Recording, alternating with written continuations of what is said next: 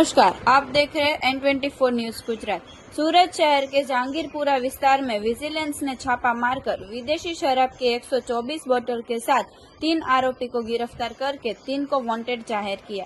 सूरत के जहांगीरपुरा के गोरखपुर रोड पर अंगारा कैनाल के पास छापा मारकर विदेशी शराब 41,400 की, 3 मोबाइल फोन 22,500 के, नकद रुपए 9,530 और एक वाहन 4 लाख रुपए का, बैटरी के साथ लाइट रुपए 1,000 की, कुल मिलाकर 4,73,430 का मुद्दा माल विजिलेंस ने जब्त किया। पकड़े गए आरोपी के नाम सुजल किशोर भाई राठौड़, सागर जोगेंद्र पठार, साजिद सलीम शेख और लिस्टेड बुटलेगर जेनी राठौड़ चांबूर और प्रोहिबिशन का शराब सप्लाई करने वाले तीनों को वांटेड जाहिर किया गया है।